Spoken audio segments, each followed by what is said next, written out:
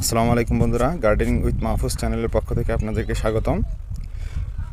আজকে আপনাদেরকে দেখাবো কী কী টিপস ফলো করলে আপনার ড্রাগন গাছটি একদম ফুলে ফুলে ভরে যাবে।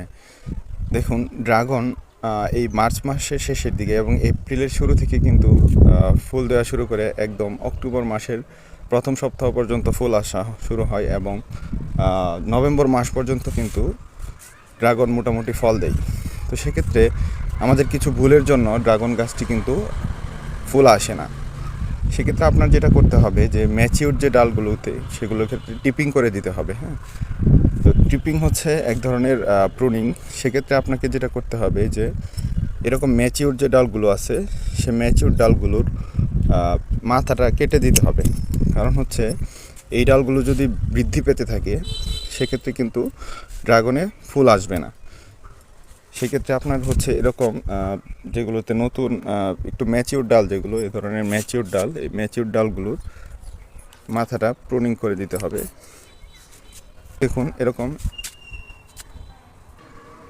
দর্শক দেখুন, এই ডালটাও কিন্তু মোটামুটি ম্যাচিউর এবং এটার সামনে অংশটা কিন্তু বৃদ্ধি পাচ্ছে। তো এখন যদি এটাকে আমরা প্রুনিং না করি তাহলে এটা কিন্তু বৃদ্ধি পেতে থাকবে, ড্রাগন গাছে কিন্তু ফুল আসবে না। সেক্ষেত্রে আপনার এই ধরনের ডালগুলোকে টিপিং করে দিতে হবে। এদিকে দেখুন, এই পাশে এটার ক্ষেত্রে আমরা কিন্তু মাথাটা একটু কেটে দিব। সেক্ষেত্রে কিন্তু গাছটা পর্যাপ্ত পরিমাণ ফুল ফল দেওয়া শুরু করবে। তো দেখুন বন্ধুরা, এভাবে কিন্তু আপনি আপনার ড্রাগন বাগানের যে ডালগুলো ম্যাচিওর সেগুলোর মাথাটা যদি এখনও বৃদ্ধি পেতে থাকে সেক্ষেত্রে সেটা কিন্তু আপনার কেটে ফেলতে হবে। তা না হলে কিন্তু আপনার কাঙ্ক্ষিত ফুল কিন্তু ড্রাগনে আসবে না।